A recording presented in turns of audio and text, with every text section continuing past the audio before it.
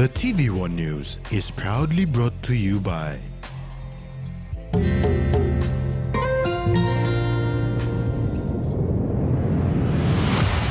BSP, our bank. Josiah and Miox record 3 straight wins.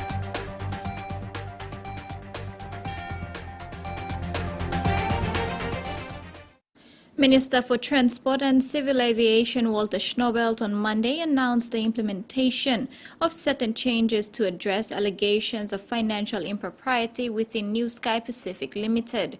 Minister Schnobelt, under the Civil Aviation Act 2000, has appointed Jordan Imal to provide leadership during this period. New Sky Pacific Limited's Managing Director, Captain Ted Paki, has been suspended with immediate effect due to serious allegations against him and certain members of his management team. Police have launched an investigation into the matter based on a complaint, while New Sky will conduct an internal forensics audit of its systems to restore the integrity of its processes. The allegations involve impropriety in the procurement contracts awarded to 4 foreign companies through the use of exclusive closed tenders and financial mismanagement in funding non-core projects during the pandemic, leading to consistent financial losses over 3 years. We need to allow now the investigation to proceed without no interference by anybody or any organization, and allow Captain Ted Paki to prove his innocence in the process and give him that opportunity to do so.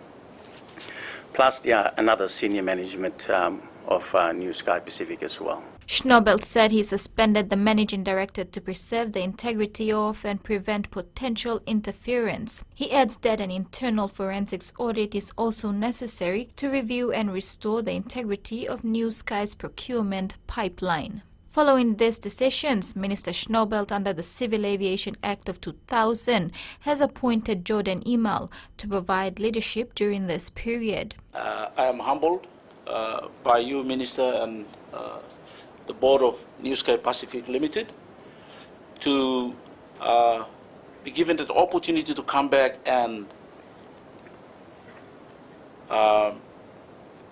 help the company in terms of the 3 months that the minister expects of me as the acting managing director to ensure that what they have expected in terms of the forensic audit into the books, the financial books of New Sky Pacific is done in an open and transparent manner without any form of suppression or anything of that sort, so that we can be able to establish properly these allegations, to prove or disprove. The minister says Imal is a suitable person for this role and is confident in Imal's ability to lead the organization during this period. In addition to the changes announced for implementation at New Sky Pacific Limited, Minister Schnobelt also announced reforms regarding the appointment of the acting managing director and CEO of the National Airports Corporation. On the afternoon of Tuesday, May 1st, Transport and Civil Aviation Minister Walter Schnobelt announced the decision by the National Executive Council in terminating the appointment of Rex Kiponge as Managing Director and CEO of the National Airports Corporation. Joseph Kintao is the newly appointed Acting Managing Director and CEO, pending a permanent appointment. The NEC also did not extend Joseph Tupiri's acting appointment. Minister Schnobelt justified these changes by expressing that such an intervention is warranted. As Minister responsible, on behalf of the Marape-Rozo government, we would like to thank Mr. Rex Kipongi for his time at NAC, for what he has done, as to the best of his ability. And we would like to also extend that thank you to Mr. Joseph Tupiri. For his time in this short period at National Airport Corporation. The minister said the lifeline of ensuring aviation safety is availability of cash to immediately respond to emergencies and service downgrade issues within the aviation and airport user community. Schnobel stated that given the seriousness of the issue, the government has the prerogative to correct an impending risk and considered Joseph Kintau to be the right person for the task on hand. That I will be focusing on in this short period of time, and that's basically to ascertain the traveling public about safety and security of the airport services that we are providing right now. That's the primary focus. And anything that hangs out from that, in terms of financial transactions, will tell us exactly whether this focus is being achieved. I bring in industry knowledge and a leadership edge that will resolve the issues that we are facing today. The minister said these appointments have nothing to do with regionalism, but plainly about getting the right person to help resolve the situation. In this respect to Joseph Tupiri, an opportunity was given to him to help Schnobel as portfolio minister get some clarity on the issues of concern raised by the government. However, this did not happen. Minister Schnobel further remarked that the current government is serious about making decisions that is in the best interest for the organization and the country. This is no discrimination in terms of what regional office or any other comments that commentary in relation to this particular change or decision that I've made.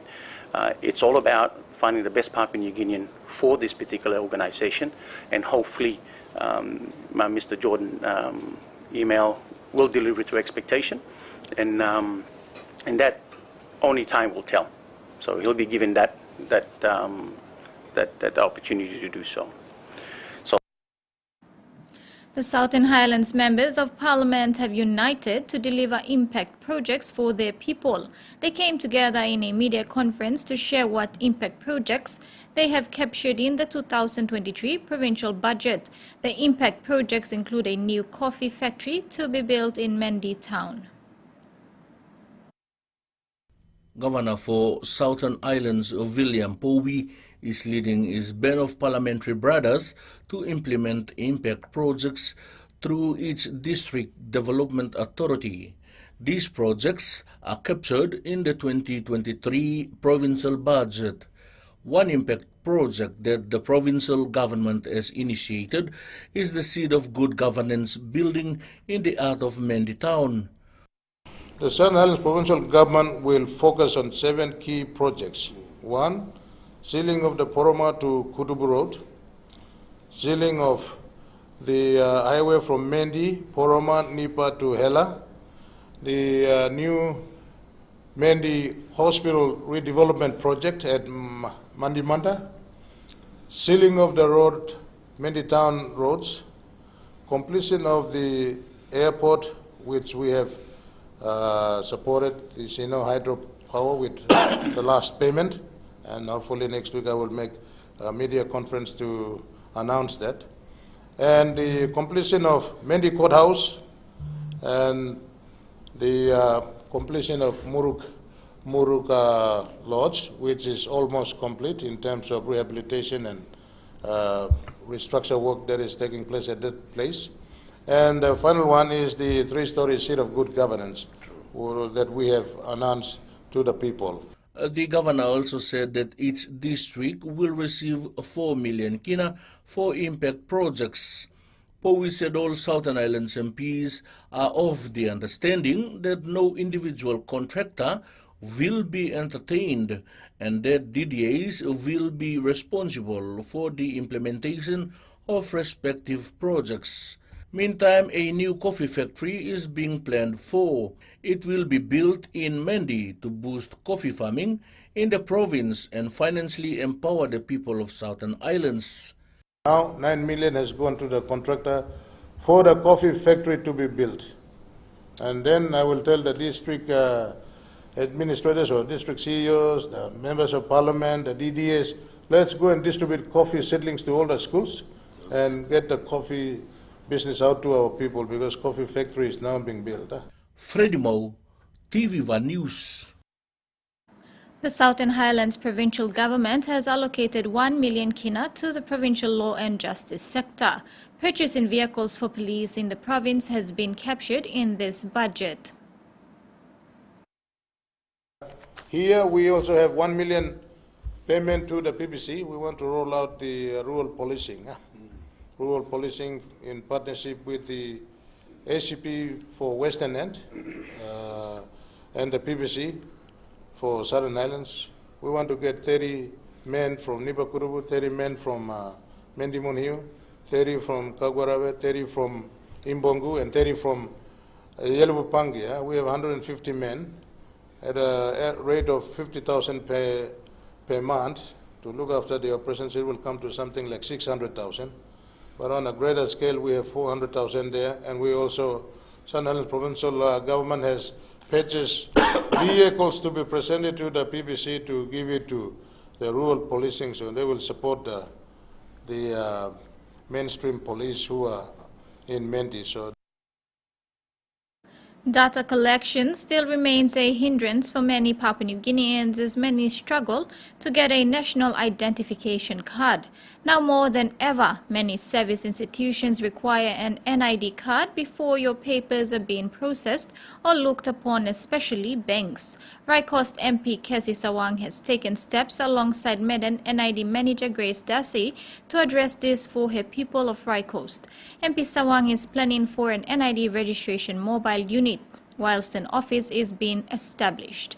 The Rycoast District Development Authority will employ 4 people per LLG to undergo NID training.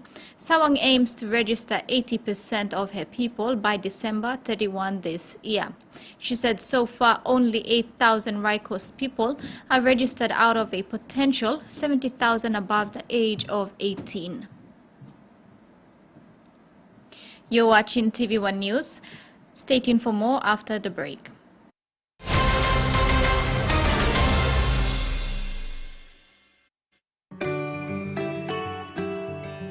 It was during after COVID that really motivated me to want to pick up life insurance. I think savings is very important, and I think One Talk Delight provides a disciplined approach to savings, and it's a good investment to want to think about the future because it's always nice to have plans for what you want to do later on. With you for life. Whether we're playing sport, exercising for fitness, being active for work or play, just having some fun, or just chilling, there is one name we can count on that we know will keep us going strong. Skell Rice. Healthy, nutritious, delicious medium grain rice full of vitamins and minerals. Skell helps us maintain a healthy, active lifestyle so we can enjoy every day. Skell Rice. Skell Life.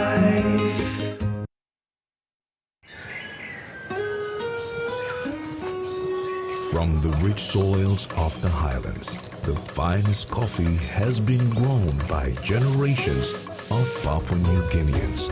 Expertly blended and roasted with over 80 years of experience, making the finest cup of Nescafe New Guinea blend. PNG's own coffee. Our journey starts with you. We'll be there from the start, right through to your life's adventures. We'll ensure comfort and make your safety our priority. We'll take you to memorable moments, no matter where it begins. And we'll get you there like we've always done. The 4th generation coaster bus, more than just a bus.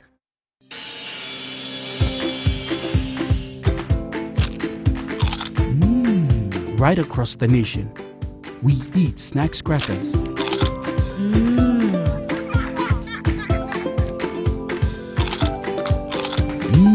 Emi Trubla.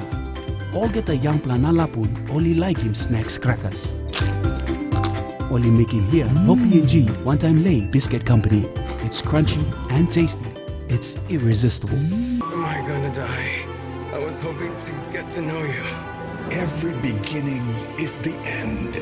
How is Robbie doing? He's in the ER and needs the operation. But we're short on cash. What should we do now? I will figure it out. You attempted to rob a bank. But what for? It wasn't my fault. Will you please believe me? And every end is the start of something new. I love you so much, Emma. I will be Robbie's father from now on.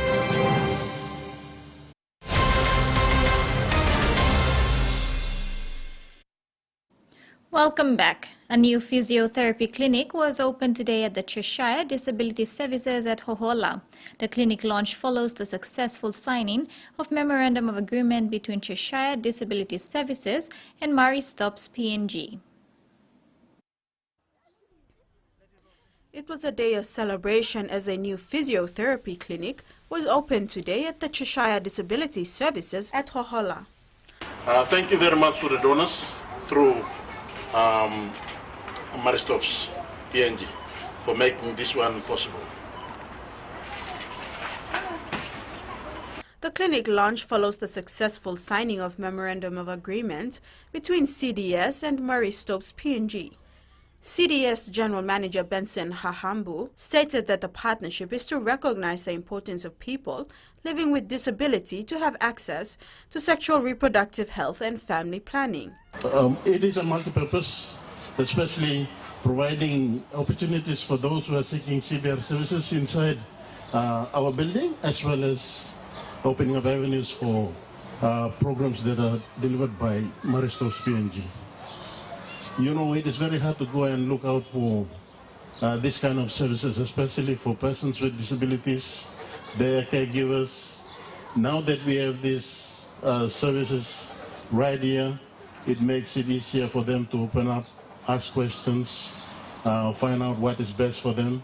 And that is where the whole purpose of the partnership came out from. The theme for the event was Disability Rights and Reproductive Health, a call for inclusive services.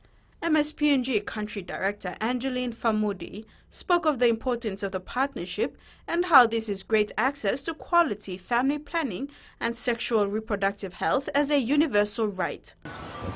To help our people that live with disability, and I think part of that is what we've done here in partnership with Cheshire Home. So I want to thank the management here for allowing us to be able to come here and actually build a facility here to be able to support our people living with disability, for them to be able to get access to sexual reproductive health services. In time, these services can be expanded to persons living with disabilities within NCD and central catchment areas through unified community outreach. The partners are committed to improving the lives of women and men living with disabilities by enabling them to make choices that will lead to the empowerment and health benefit of themselves, families, and increase child security and reduce maternal morbidity and their health mortality in PNG. Jasmine Nero, TVWAN News. The Cheshire Disability Services PNG has once again successfully opened 2 nurse stations with the assistance of Murray Stops PNG. Apart from this launch, the CDS runs 4 programs: community-based rehabilitation, inclusive education and early childhood intervention and protection care unit, where they are currently taking care of 15 persons with special needs. Young Voices will be putting in the detailed plan. CDS General Manager Benson Hahambu said CDS is working on improving access to services, especially sexual reproductive health and family planning. Cheshire Disability Services is fully funded by donations from business houses, and to see a partnership that works well in helping mobilizing resources and building or shaping the infrastructure for service delivery is something that we really appreciate. Thank you, Murray Stopes, and thank you also to your donors. The doctor behind the operation of Mendi Kidney Dialysis Center, Dr. Eric Mange, had a vision to excel in his health discipline to contribute to the development of this nation. On 21st April, the Southern Highlands Provincial Health Authority opened the newly built Kidney Dialysis Center. No one other than Dr. Mange was on hand to explain the process to setting up this facility. He took the new health venture by horn and has run with it, starting with raising awareness in the community about the risk of kidney diseases and how to identify the symptoms. Dr. Eric Mange, who is responsible for managing the Mendi Kidney Dialysis Center, received the basic dialysis training at PNG Kidney Foundation in Port Moresby in 2021. Yeah, we have seen a lot of cases, especially with lifestyle changes, and so now we're having an increased cases of chronic kidney diseases as a result of lifestyle diseases like diabetes, which is the first common cause of kidney failure, and high blood pressure, and kidney stones, and alcohol abuse, smoking. All these ones, they contribute to lifestyle diseases. Dr. Mange said many people don't know about kidney diseases because it's a new health issue. Therefore, since completion of that training, he and 3 other nurses who did the training went out and did an awareness throughout Southern Highlands province, as well as trained health personnel. But we started with the institutions first. So we went to the nursing school, the community health workers school, the primary schools, the secondary schools. So we had plenty of positive feedbacks. And not only that, we also had to run some trainings with our health workers, especially in the rural areas. Because the rural areas, we thought they are like mostly in rural, but now the lifestyle, they are exposed to the food from the store, and they are eating food from the store. So they are also having lifestyle issues. Dr. Mange explained that the training he did was to teach health professionals how best to identify or detect kidney diseases and what pathways to take to address the issue. The services that now we will be running alongside the dialysis is more awareness on kidney diseases, and not only kidney diseases but lifestyle diseases, because obviously lifestyle diseases leads to kidney disease. As the awareness continues, a day before the opening, the kidney awareness team carried out an awareness at Yalibu town as well as visited the Yalibu Rural Hospital. Frida Kana, TV1 News. The Moor Lagoon community, a village of 300 people located along the Oriomo River in Western South Fly District, has received rainwater harvesting units funded by the Australian government through the Western Province Partnership's Water Security Project. The rainwater harvesting units, equipped with 4 9,000-litre tanks and a catchment with concrete flooding, were installed in selected communities identified as lacking groundwater sources, including Moor Village. The community worked with contractors to install the first unit in the center of the village, and the second unit will be constructed at the local primary school. Access to clean and safe water is crucial for communities in the South Fly, which often experience critical water shortages during dry seasons, resulting in vulnerability to disease outbreaks. The Moor community is keen to contribute towards completing the project and hopes to see a decrease in health issues arising from consuming contaminated water. Ahi Prudential Development boasts an all-female board of Chair Lady Nellie McClay and board members Cecily Gegelagi and Rose Ann Doza. Ahi Prudential Development, set up in 2016, is the trustee company of Ahi Investment Limited, Morebas landowner shareholding company. Ahi Prudential Development Limited, the trustee company of Ahi Investment Limited, was set up in 2016. When the firm started operations in 2017, prominent woman leader Nellie McClay was the chairlady, and her 2 board members were Kwalam Tangapi from Yalu Village and Andrew Baing from Makam District. When they both resigned last year, the chairman of Ahi Group Limited, George Guare, appointed Cecily Gegelagi and Rose Ndazo as the replacements for the 2 board members.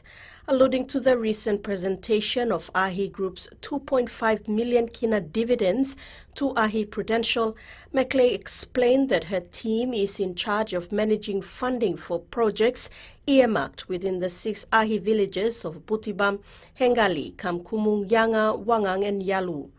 One of the projects was the Wangang Church that was recently opened. That was from the funds that were channeled through AHI Prudential from the AHI Investment Group.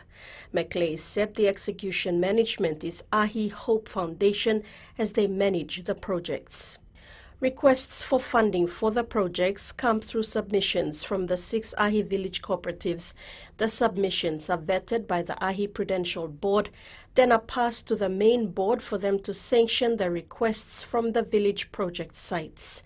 Macleay, who is originally from East New Britain Province, is a long-time lay resident who was approached by the AHI Group Limited Board in 2016 to chair the AHI Prudential Development Board, while Gegelagi is from Butibam and Wanigela in Central Province. She was with Ryback Stevedores back in 2010 when they established the AHI Hope Foundation. She later left to pursue her career until she was approached late last year to join the board. Dazo, who is from the Philippines, spent her first 3 years with AHI Investment until the cooperative management company AIL Group Limited was created in 2019. She is currently the corporate services manager and has experience working with the AHI Hope Foundation. Salome Vincent, TV1 News.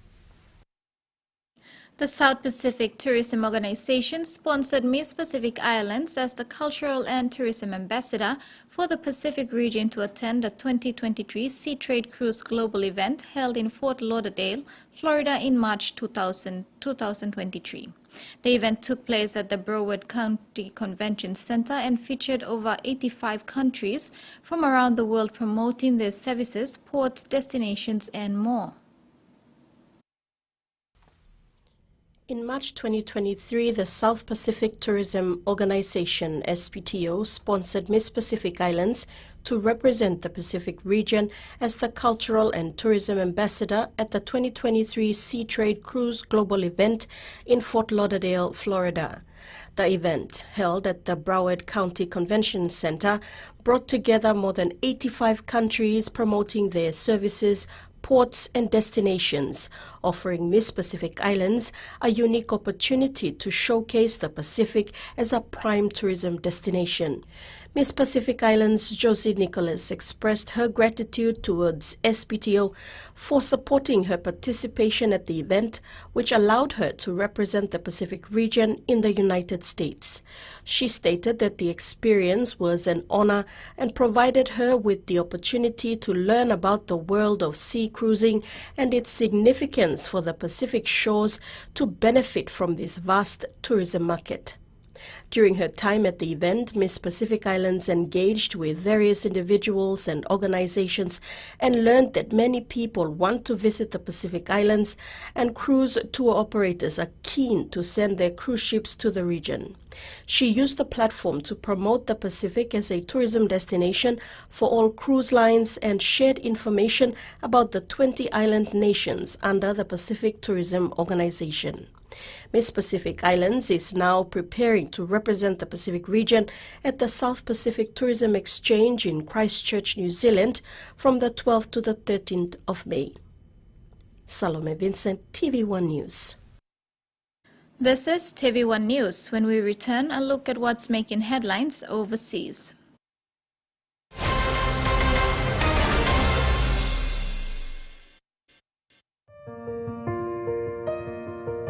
There's a sense of pride when you're able to do something right, a financial decision that has just really good benefits.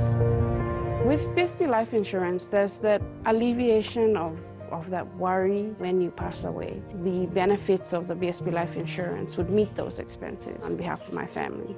If you're young and you have kids, you owe it to your children to make sure they're not left behind when you pass on. With you for life. All One Talks add some excitement to your festivities with the Flame Easter Bonanza. Win a slice of a whopping 300,000 kina by purchasing the Flame Family Bundle Pack, which includes rice, sugar, flour and vegetable oil, all in one go. Highlight these goodies on your receipt and scribble your full name and contact details on the back and pop it in the entry box in selected stores across PNG. 4 fortnightly draws, 100 winners, 3,000 kina each. You don't want to miss out. This promotion ends on the 31st of May. Flame, strength and energy. Terms and conditions apply. A true champion is measured by their courage, their determination, and their passion to never give up and to always keep trying. With a delicious Milo in milk taste and added nutrients, Milo in milk is a great way to fuel our little champions with nourishing energy every day. Because true champions give it their all. Milo, PNG and Mia. Find PNG made. He says the best Hunters players come from his region. So does she. But there's one thing that brings everyone together. SB Laga, Bunyamyumi. Tired of sniffing, sneezing and congestion? Stop popping pills that don't help. Get essential vitamins found in nature through these supplements that are formulated to reduce the symptoms of common colds and flu. Boost your body's immunity with these supplements that provide a protective shield against nasal congestion, sneezing, mild bronchial cough, and sore throats. Walk into a city pharmacy and pick up a bottle of Nature's Way Garlic Plus C and Horseradish or the sugar-free Cenovus Sugarless Vitamin C tablets and say goodbye to sickness. Available at a city pharmacy near you.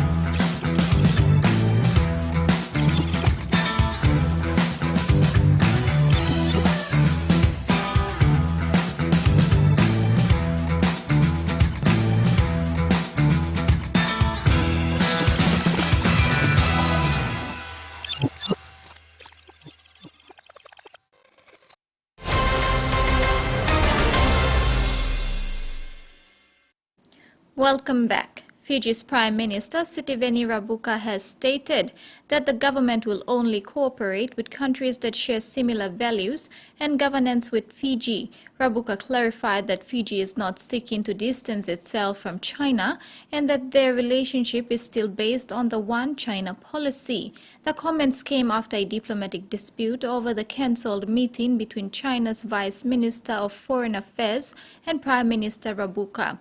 Rabuka explained that the meeting was cancelled due to his illness, but Fiji is not trying to remove China as a diplomatic partner. While Fiji has a policy of being friendly to all and enemies to none, Rabuka acknowledged that he had terminated the police force's security collaboration with China. More houses are being developed on floodplains, meaning more people are at risk during severe weather events. New South Wales farmers say the state government needs to review the recent record-breaking floods. They want the latest mapping technology to be used to better protect communities from future disasters. After 6 floods in 3 years, Jess Micallef's turf farm has recovered just enough to produce a crop. And we've always learnt that you need to save money for a rainy day, and that's what got us through. Before the recent run of disasters, this area around the Hawkesbury River hadn't flooded for 3 decades. Locals say the floodplain has changed. Every time that a development goes up, a road, anything like that, makes a huge difference. Surrounding suburbs in Western Sydney are growing rapidly. By removing the vegetation, they're creating a suburb of concrete, so that changes the water flow. With those additional homes, there's more water running off into the creeks and the tributaries that come into the Hawkesbury. The new Labor government says it won't raise the Warragamba Dam wall. The previous government said the project would reduce the impact of floods on communities downstream, but opponents believe it would do more damage to the environment. Residents claim inaction has left them exposed. As the leader of this state, you need to step up to our community and tell us what you are going to do to protect us. Farmers want a statewide review. We can't just tick and flick like we have been in the past. We've got to review what's happened, what we've got and work out the best course forward back to functional floodplains. They want aerial 3D mapping known as LiDAR to be carried out to inform planning decisions. LiDAR will allow us to get much more precise information about where the flood is likely to go and how deep the flood will be. Doing the work now to prepare for the future. The Asian Development Bank today announced the Innovative Finance Facility for Climate in Asia and the Pacific, a landmark program which could significantly ramp up support for the region in the battle against climate change. The announcement was made by ADB President Masatsugu Asakawa on the opening day of ADB's 56th annual meeting in Incheon. IFCAP is another example of how ADB serves as the climate bank for Asia and the Pacific. IFCAP's initial partners are Denmark, Japan, the Republic of Korea, Sweden, the United Kingdom, and the United States. These partners are in discussions with ADB about providing a range of grants for project preparation along with guarantees for parts of ADB's sovereign loan portfolios. The upcoming state budget will include almost $500 million in additional funding for social housing in Western Australia. Over 4 years, the $450 million is expected to fund an additional 700 social homes, but the government is yet to set any timeline around their delivery. A Perth housing development awash with high vis. What's all happening out here, John? I know. Hell, so many bloody homes. Good. The government promising 700 social homes, in addition to the 3,300 it promised to deliver by 2026, 1/3 of which have already been built. In the tightest record heated construction market that our state has ever seen. The industry is now suggesting the construction market has turned the corner. Yeah, look, it certainly has peaked, and I think it'll be coming off steadily over the next 12-18 months. And with light at the end of the tunnel, the government says there should be more social housing and jobs coming too. It can take around 2 years for the planning, contracting, getting land. So you need the money in the budget in future years. And you've got to make sure there's a pipeline of work going forward so builders continue to employ apprentices and trainees and staff. The $450 million will go towards 600 social housing places in Perth and another 100 for rough sleepers in regional WA. But there's no timeline attached to it. They know there is a housing crisis. They are desperately keen to be seen to be doing something without actually doing something. In the meantime, the opposition says demand remains sky high. In January of this year, there were more than 33,000 people on the public housing wait list. That's more than half of the capacity of this stadium. The social services sector says the additional investment is much needed. We're really delighted with this announcement, and we will work with government to have a look at the timeline around that. With the sector still pushing for rent reform, the government has ruled out a rental cap in WA, but says it'll consider limiting the frequency of rent rises.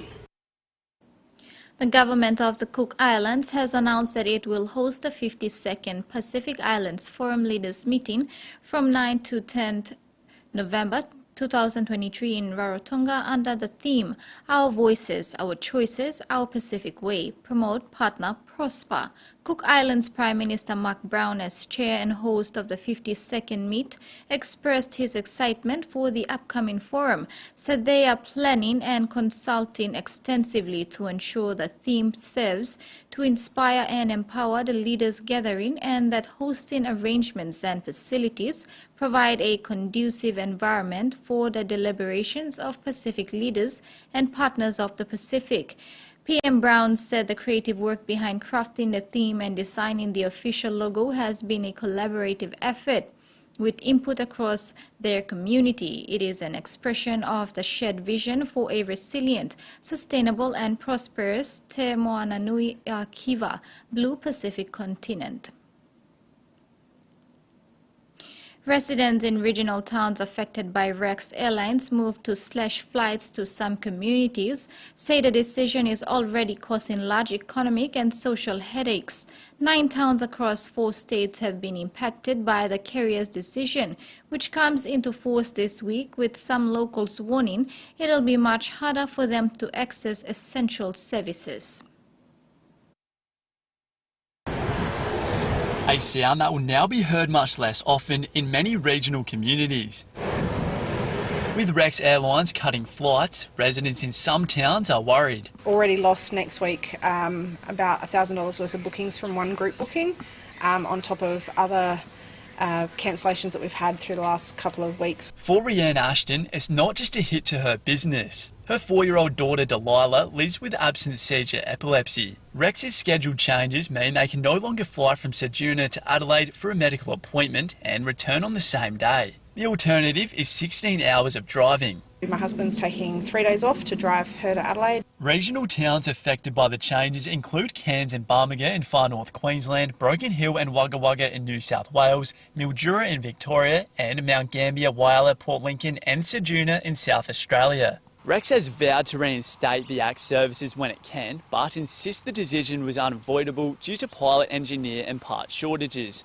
While the airline admits some communities will be adversely affected, it describes the changes to its network as minor. But many locals in the impacted communities say the impact is already being felt. Broken Hill Council's fighting hard to upgrade the airport. With the reduction in flights, it takes away all the advantage we've had. It'll affect specialists being able to come into the city, fly in, fly out workers. Well, I think it's going to be very hard for Ceduna, especially people with medical things. Want to get to Adelaide quick, they can get over, can't get back, vice versa. A situation residents in those towns are hoping can be resolved soon. And that ends the news segment. We now have a look at the weather forecast for the next 24 hours.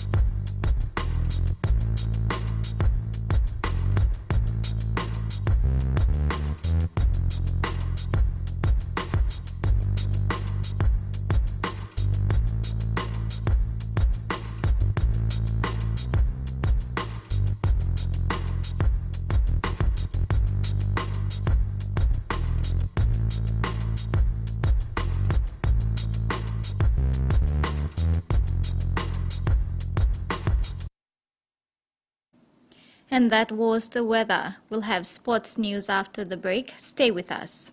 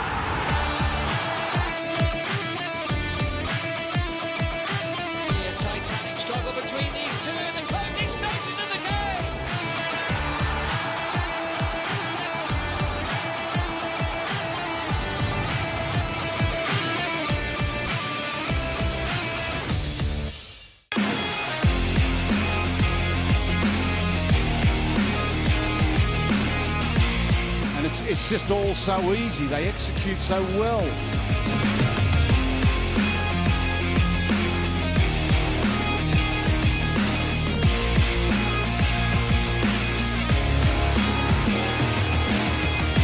He's a magician in Magic Round, showing all the tricks. Adam Reynolds.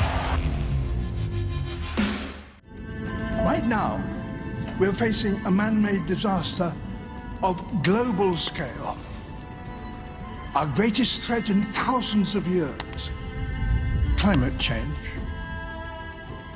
If we don't take action, the collapse of our civilizations and the extinction of much of the natural world is on the horizon.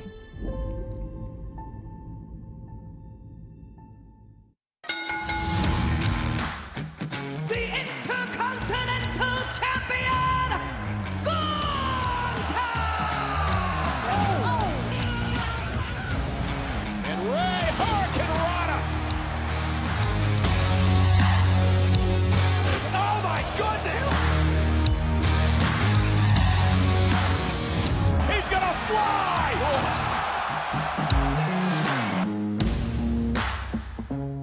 Welcome to MotoGP. To be a highly dramatic 18-lap Malaysian Grand Prix Moto2, starting with... So that's a very decent middle sector for the Alpine. They only half a second. They have crashed! They've got into each other! What a start for Will Davison. Di Pasquale has been swamped. Some of the biggest and most talented egos in sailing. The two-time defending champions make it 2 in a row.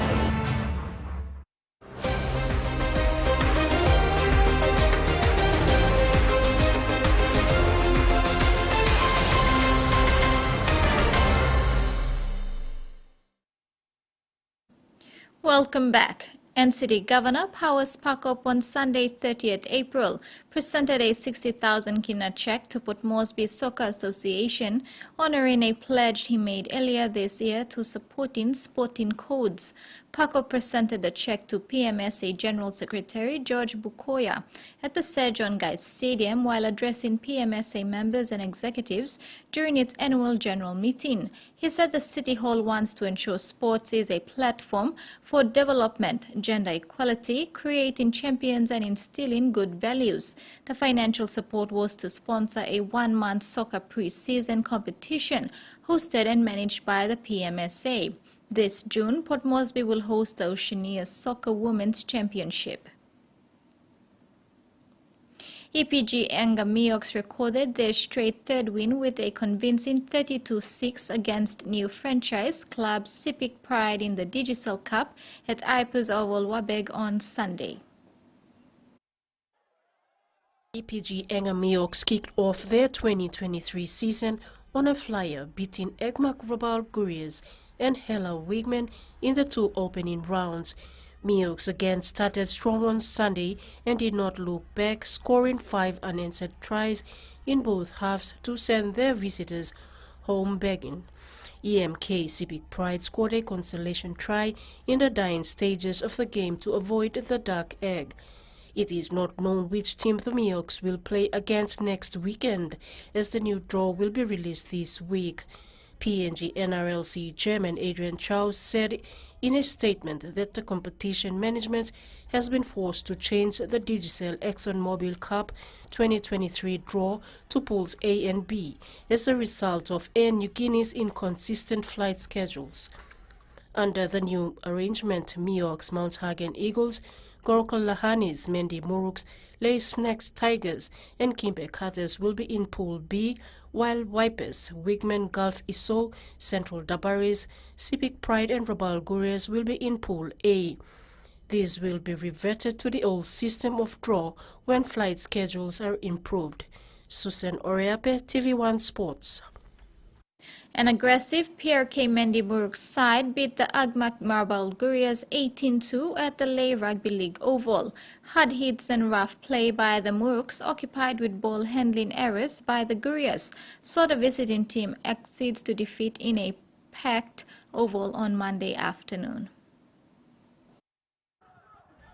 Playing their home game, the PRK Mendi Muruk scored the first try of round 3 in the Digicel ExxonMobil Cup match 4 minutes in through centre Clint Lama. With a missed conversion, the scores were at 4-0 until 1 minute before break, and Muruks registered another 2 points against the Egmak Rabaul Gurias through a penalty goal, going into half-time 6-0. A return from second half, and Gurias captain Ase Boas was awarded a penalty kick after copping a high tackle. Boas managed to post 2 points for his team, leaving them trailing at 6-2 until Jojo Walemas deftly picked up a Kumul Kaupa grabber for an 8-point lead. The pressure of the game was evident as tempers flared and players started pushing and shoving. Muruk's back rower Ismail Wainek copped it with a sin bin. The Gurias' lack of composure cost them numerous try-scoring opportunities. Prop Daniel Pai was sin-binned for taking a swing at Lama. With just 7 minutes left on the timer, the Southern Highlands outfit surged ahead with a 2-point penalty goal. With the scores at 12-2, swift passes by the Muruks saw Robert Gigmai slide past defenders for a 16-point lead. Muruks maintained their winning streak for the third round. The other 2 undefeated franchises so far are the EPG Engamioks and Lay Snacks Tigers. Salome Vincent, TV1 Sports. Port Moresby Rugby Football League just completed Week 3 matches of Round 1 of its 2023 season proper over the weekend. The proper season will consist of 2 rounds of 11 weeks per round. That will be 22 weeks in total, followed by 3 weeks of final series comprising 50% of clubs to qualify for the finals. This is now top 6 from 12 affiliate clubs. In senior grade, Hohola Flies, Gulf West and Butterflies are undefeated so far. In under 20, Royals and Taranga remain undefeated. In the women's division, Paga Panthers, Hanobara Hawks and Taranga remain undefeated. PRL executives are also concerned about match forfeiture in the women's competition. However, as of last weekend's matches, only Defence and Magani are yet to confirm whether they will field a women team for next week.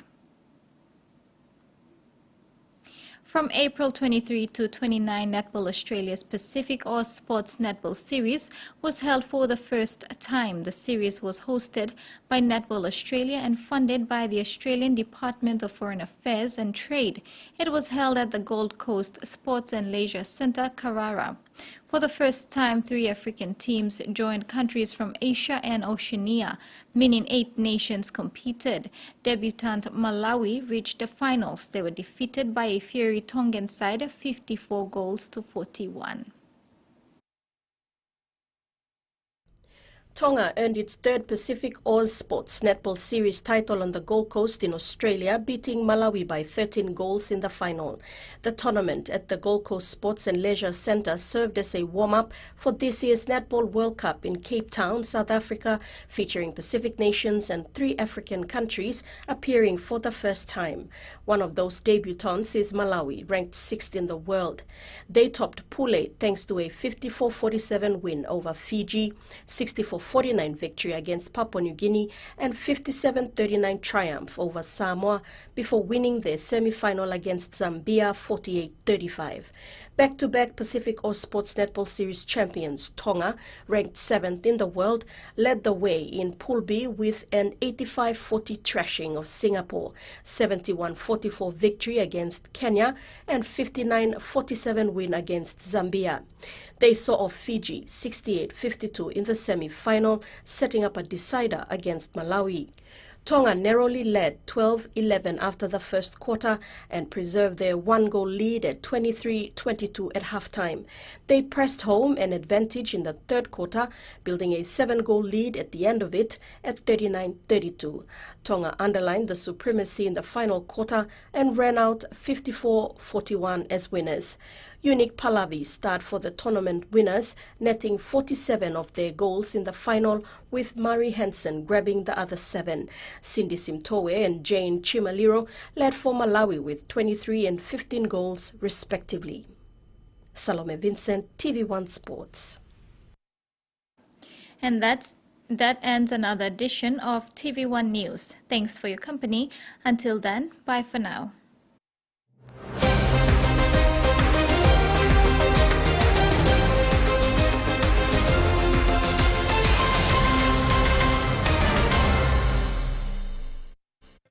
The TVWAN News was proudly brought to you by